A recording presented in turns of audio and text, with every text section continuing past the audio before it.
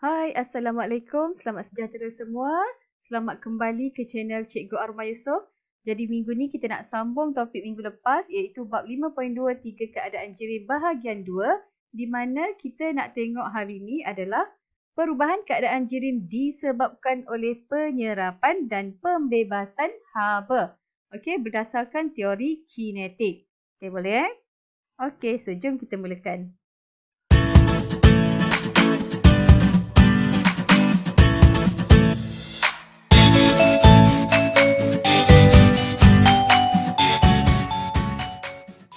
Okey, so 3 keadaan jirim. Apa 3 keadaan jirim? Sama ada pepejal, cecair ataupun gas. Okey, so kita nak tengok perubahan yang berlaku. Okey, so contoh yang pertama disebabkan oleh penyerapan haba. Bila haba diserap ni? Okey, apabila jirim dipanaskan. Okey, apabila jirim dipanaskan. Okey, contoh kat sini kita ada ais. Ais nak tukar kepada air. Okey, mestilah kita kena panaskan dia. Okey, so bila kita panaskan dia, haba akan diserap. Okey.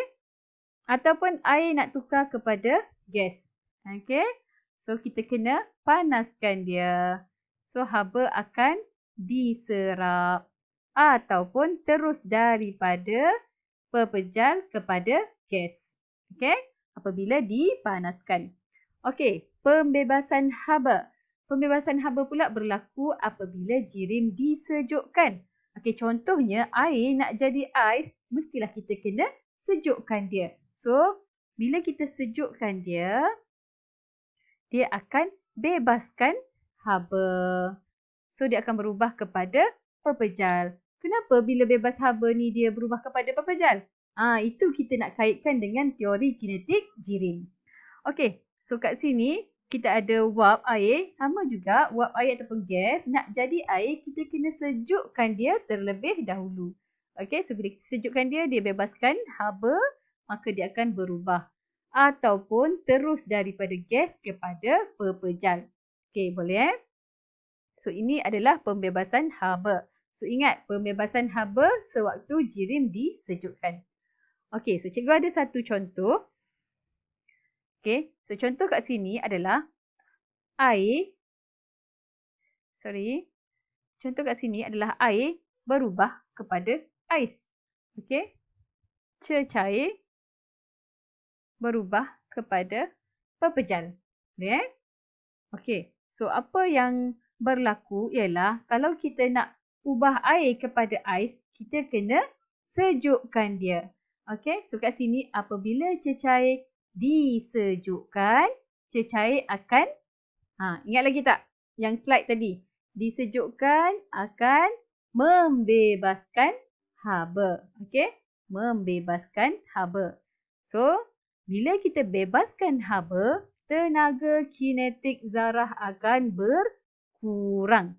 Okey, ingat bila kita bebaskan haba, tenaga kinetik zarah berkurang, maka zarah bergerak lebih perlahan lalu membentuk daya tarikan antara zarah. Okey, bila zarah tu dah mula perlahan, dia akan menarik satu sama lain. Dia akan membentuk daya ikatan antara zarah. So, masa ni cecair akan berubah kepada pepejal. Okey, boleh? Kita tengok contoh yang kedua. Okey, so kita ada ais berubah kepada air. Okey, pepejal berubah kepada cecair. Okey, so macam mana kalau ais kita nak leburkan dia jadi air? Mestilah kita kena panaskan dia. Okey, so apabila pepejal dipanaskan, pepejal akan menyerap haba. Tenaga kinetik zarah akan bertambah, lalu zarah bergerak lebih laju. So bila dia bergerak dengan laju ni, maka dia akan mengatasi daya tarikan antara zarah. Mengatasi daya tarikan antara zarah lalu pepejal berubah kepada cecair.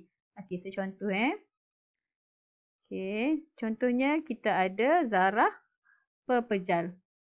Okey, tapi disebabkan dia bergerak dengan lebih laju, dia mengatasi daya tarikan antara satu sama lain, maka dia akan berubah kepada cecair. Okey, boleh? Okey, so kita tengok yang ini. Daripada pepejal kepada cecair kepada gas. Macam mana pepejal nak berubah jadi cecair? Kita kena panaskan dia. Okay? So, bila kita panaskan dia, haba akan diserap. Bila haba diserap, tenaga kinetik bertambah, zarah bergerak lebih laju, mengatasi daya tarikan, maka dia berubah kepada pepejal kepada cecair, cecair kepada gas. Okay, so yang bawah ini pula. Okay, macam mana cecair nak ubah jadi pepejal? Kita kena sejukkan dia. Bila kita sejukkan dia, maka haba akan dibebaskan. Bila haba dibebaskan, tenaga kinetik akan berkurang. Jadi zarah bergerak lebih perlahan. Okey, bila dia bergerak perlahan, dia akan menarik satu sama lain. Ataupun dia membentuk daya tarikan antara satu sama lain. Maka daripada gas boleh berubah kepada cecair. Cecair berubah kepada pepejal. Ataupun daripada gas terus kepada pepejal. Okey, boleh Okey, so ini yang cikgu cakap tadi. Okey, yang warna kuning ni haba diserap Pepejal kepada cecair, cecair kepada gas ataupun terus pepejal kepada gas. Yang biru ni pula haba dibebaskan, kita sejukkan. Macam mana? Daripada gas kepada cecair atau cecair kepada pepejal ataupun terus daripada gas kepada pepejal. Okey, so yang kuning ni haba diserap. Okey, kita panaskan. Yang biru ni haba dibebaskan. Kita sejukkan dia. Okey ni untuk proses peleburan daripada daripada pepejal nak jadi cecair. Okey, pepejal dipanaskan, menyerap haba, tenaga kinetik bertambah, zarah bergerak lebih laju, mengatasi daya tarikan. Jadi apabila mencapai takat lebur, pepejal bertukar kepada cecair. Okey, itu untuk peleburan. Okey, seterusnya kita tengok pendidihan. Okey, untuk pendidihan cecair. Okey, pendidihan cecair bertukar kepada gas. Okey, pendidihan atau penyejatan. Okey, so apa yang berlaku ialah cecair kalau nak tukar kepada gas kita kena panaskan. Cecair dipanaskan dan menyerap haba. So bila serap haba, tenaga kinetik akan bertambah. Bila tenaga kinetik bertambah, zarah bergerak lebih laju sehingga mengatasi daya tarikan antara zarah, maka cecair bertukar kepada wap ataupun gas. Okey, so apa beza pendidihan dengan penyejatan? Pendidihan berlaku pada takat didih, penyejatan berlaku pada mana-mana suhu selagi tidak mencapai takat didih. Okey, seterusnya kita ada kondensasi. Okey, so kondensasi adalah daripada gas kepada cecair. Macam mana gas nak jadi cecair? Tadi cikgu dah bagi tahu kita kena sejukkan dia. Okey, so gas disejukkan. Bila kita sejukkan, automatik dia akan membebaskan haba. Bila bebas haba, tenaga akan berkurang. Okay, so bila tenaga berkurang, zarah bergerak lebih perlahan. Bila bergerak perlahan, dia akan menarik ataupun membentuk daya tarikan. Okay, so kat sini gas akan menjadi cecair. Okay, boleh Okay, so untuk proses-proses yang lain pun sama juga. Kamu boleh cuba setiap satu proses. Okay, pemejal wapan, apa lagi? Pembekuan. Okay, so kamu boleh cuba untuk setiap proses.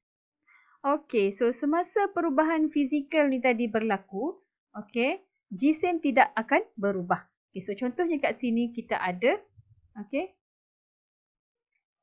contoh kat sini kita ada ais. Ais ni bila kita masukkan dalam cawan, kita timbang. Katalah sini dapat 10 gram. Okay, so bila kita biarkan dia, dia akan cair kan? So, bila kita timbang lagi sekali, dia tetap 10 gram. Okay, cecair itu tetap 10 gram. Jisim tidak berubah. Okay, so apa yang berlaku adalah, yang berubah adalah suhu. Okay, apabila kita panaskan, suhu akan meningkat. Apabila kita sejukkan, suhu bahan menurun. Tetapi semasa takat lebur, takat didih dan takat beku, suhu tidak berubah. Okey, takat lebur ni masa pepejal nak cair. Takat didih masa cecair nak jadi gas. Takat beku semasa cecair nak jadi pepejal. Okey, suhu tidak berubah. Sebab apa tak berubah? Sebab pada waktu tersebut haba digunakan untuk mengatasi atau membentuk daya tarikan. Okey, so ini contoh untuk air suling ni. Air suling. Okey. Takat beku dia kosong. Ini adalah takat lebur dia 0 darjah Celsius. Ini takat didih dia 100 darjah Celsius. So masa ni, okey, dia akan sekata sekejap suhu dia. Okey. Ini pula untuk takat lebur. Okey, takat lebur 0 darjah Celsius. So masa tu suhu dia sekata. Okey, boleh Okey, so apa contoh perubahan keadaan jirim dalam kehidupan harian kita? Yang pertama ialah penghasilan ikan kering ataupun kamu panggil ikan masin. Okey, so kita akan jemur dia. Bila kita jemur dia, proses yang berlaku adalah proses penyejatan. Okey, maksudnya daripada cecair, okey, dia akan tersejat menjadi gas ataupun wap air. So ikan tu akan kering. Okey, boleh? Okey, yang sebelah dia pula ubat gegat semakin mengecil. Okey, ubat gegat ni dia tak akan berubah jadi cecair dulu, tapi dia terus kepada gas. Okey, dia terus meruap. So ini kita panggil pemejal wapan. Okey, so daripada pepejal kepada gas terus. Okey, boleh? Okey, so last, penghasilan aiskrim. Okey, proses apa ni? Proses pembekuan. Okey, krim yang manis dalam bentuk cecair, bila kita bekukan dia, okey, dia akan jadi pepejal iaitu aiskrim. Makan sedap. Okey. Okey, dan last sekali kita ada pembentukan embun. Pada waktu pagi, okey, suhunya rendah, sejuk. Jadi permukaan daun sejuk. Maka bila permukaan daun sejuk, wap air di sekeliling bila bersentuh dengan permukaan daun, dia akan bertukar menjadi cecair. Okey, so ini adalah proses kondensasi.